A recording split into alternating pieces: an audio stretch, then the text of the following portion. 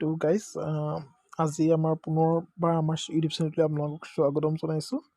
তো ইতিমধ্যে গম পাইছেই যে আমি এটা মক টেষ্ট আৰম্ভ কৰিছিলোঁ, তো য'ত আমি মক টেষ্ট পাৰ্ট 1, ঠিক আছে, মক টেষ্ট 1 আৰু মক টেষ্ট 2 ইতিমধ্যে আমি আলোচনা কৰিছিলোঁ।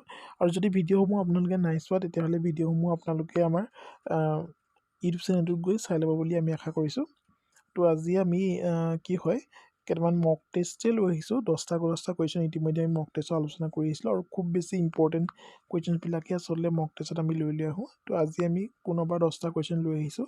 তো ভিডিঅ'সমূহ যদি ভাল পায় তেতিয়াহ'লে নিশ্চয়কৈ পৰৱৰ্তী সময়ত আমি কুৱেশ্যনৰ সংখ্যা আমি বঢ়াই গৈ থাকিম। আৰু ইয়াত সম্পূৰ্ণ ডেছক্ৰিপটিভ কুৱেশ্যন নাই, ডেছক্ৰিপটিভ কুৱেশ্যনৰো আমি চিৰিজ আৰম্ভ কৰি ৰাখিছোঁ, যিহেতু MCQ আমি চাব লাগিব, গতিকে MCQ কুৱেশ্যনছহে আমি মক টেষ্টত লৈ আহিছোঁ। আৰু মক টেষ্টত MCQ ৰখাই ভাল, ইভাগে ওৱান লাইনাৰ কুৱেশ্যনছ বা ডেছক্ৰিপশ্যন কুৱেশ্যনছবিলাকো আমি আলোচনা কৰি আছোঁ। তো বৰ বেছি আমি নষ্ট নকৰোঁ, মাথো ভিডিঅ'টো যদি আপোনালোকে ভাল পায় ভিডিঅ'টো আপোনালোকে লাইক এটা কৰিব, ঠিক আছে। ভিডিঅ'টো যিমান পাৰে সিমান আপোনালোকে কি কৰিব, শ্বেয়াৰ কৰিব, ঠিক আছে। চেনেলটো আপোনালোকে ছাবস্ক্ৰাইব কৰিব, হয়নে? ছাবস্ক্ৰাইব নিশ্চয়কৈ কৰিব আৰু লগতে আমাক কমেণ্ট কৰিবলৈ নাপাহৰিব ভিডিঅ'সমূহ চাই কেনেকুৱা পাইছে, লগতে কেনেকুৱা ধৰণৰ কণ্টেণ্টৰ ওপৰত পৰৱৰ্তী সময়ত আপোনালোকে ভিডিঅ'সমূহ বিচাৰে তাৰ ওপৰতো আমাক কমেণ্ট কৰিব। তো প্ৰথম কুৱেশ্যনটোলৈ যাওঁ, বৰ বেছি সময় নষ্ট নকৰোঁ। Question number 1, in which year was the treaty of Allahabad sign? কৈছে ট্ৰিটি অফ এলাহাবাদ চাইন কোনটো বছৰত কৰা হৈছে? অপশ্যন এত আছে 1761, অপশ্যন বিত আছে 1761, অপশ্যন এত 1765, অপশ্যন বিত আছে 1761, চিত আছে 1785 আৰু ডিত আছে কি আছে? ডিত আছে 1858। তো ডেফিনেটলি আমি জানো যে 16 আগষ্ট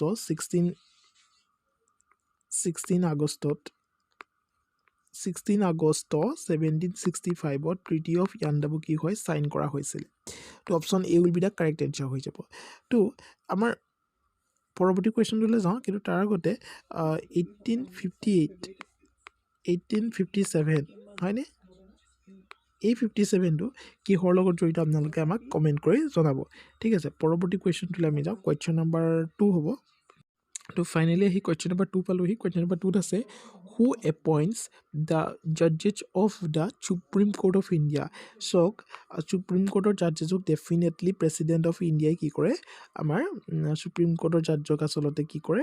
এপইণ্ট কৰে। তো definitely option D will be the correct answer হ'ব। অপশ্যন ডিটো কাৰেক্ট এনচাৰ হ'ব। প্ৰেছিডেণ্টে আচলতে ইণ্ডিয়াৰ হায়েষ্ট যিবিলাক পদবী আছে সকলোবিলাক প্ৰেছিডেণ্টেই সাধাৰণতে কৰে। আৰু ষ্টেটৰ বুলি কৈ দিলে তেতিয়া কিন্তু গভৰ্ণৰ আহি যায়, গভৰ্ণৰ অফ দ্য ষ্টেট, আমি যিটো ৰাজ্যপাল বুলি কওঁ, ঠিক আছে। তো এইটো মনত ৰাখি থ'ব। তো পৰৱৰ্তী কুৱেশ্যন নম্বৰ 3 লৈ আমি যাম। তো কুৱেশ্যন নম্বৰ 3ত আছে who was the founder of the Rashtrakuta dynasty? তো ইয়াত কৈছে ৰাষ্ট্ৰকূটা ডাইনেষ্টিৰ ফাউণ্ডাৰ কোন হয়? ইয়াত সেইটোৱে সুধিব বিচাৰিছে।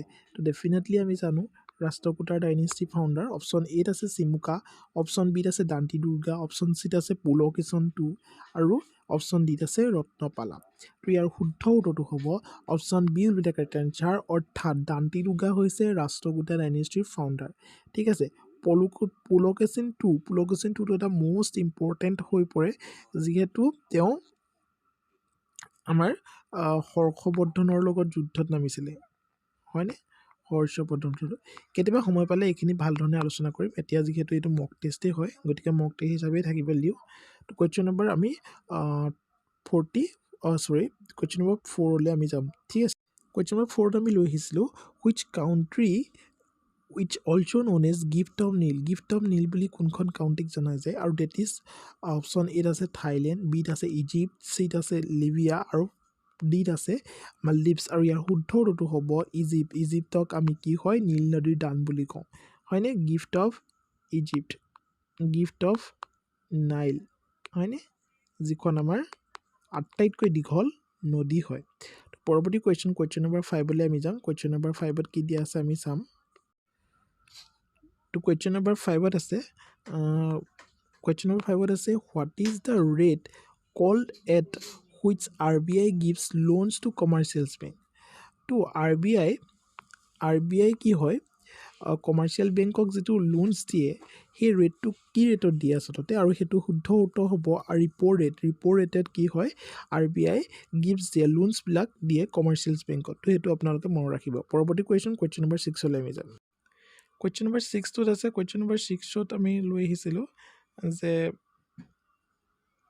who was the first Ahom ruler to assume the title of Swarganarayan টাইটেলটো কোনজন আহোম ৰজাই লৈছিলে তো ইয়াৰ শুদ্ধ উত্তৰটো হ'বলৈ গৈ আছে option B will be the correct answer অৰ্থাৎ চুংমুং যাক আমি দিহিঙীয়া ৰজা বুলিও জানো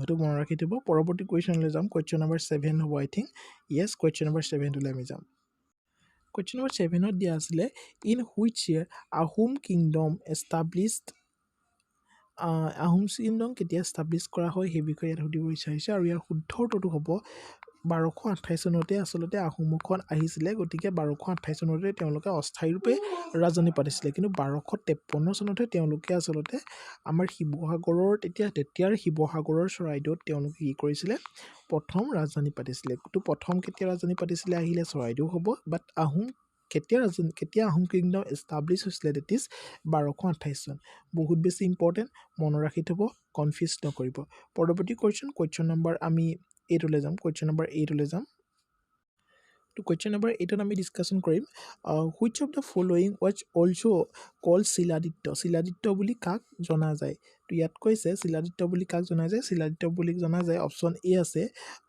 সমুদ্ৰগুপ্ত অপশ্যন বি আছে হৰ্ষবৰ্ধন অপশ্যন চি আছে বিক্ৰমাদিত্য আৰু অপশ্যন ডি আছে চন্দ্ৰগুপ্ত 1 আৰু ইয়াৰ শুদ্ধ উত্তৰটো হ'ব অপশ্যন বি অৰ্থাৎ হৰ্ষবৰ্ধনক আমি শিলাদিত্য বুলিও জানো সমুদ্ৰগুপ্তক কি বুলি জনা যায় ইণ্ডিয়ান নেপোলিয়ন বুলি জনা যায় তো ইণ্ডিয়ান নেপোলিয়ন বুলি কাক জনা যায় সমুদ্ৰগুপ্তক জনা যায় মনত ৰাখিব বিক্ৰমাদিত্য বুলি কাক জনা যায় চন্দ্ৰগুপ্ত টুক আচলতে বিক্ৰমাদিত্য বুলি জনা যায় আৰু চন্দ্ৰগুপ্ত 1ক কি বুলি জনা যায় মহাৰজা ধীৰাজ বুলি জনা যায় তো সেইটো মনত ৰাখি থ'ব তো পৰৱৰ্তী কুৱেশ্যনলৈ আমি যাম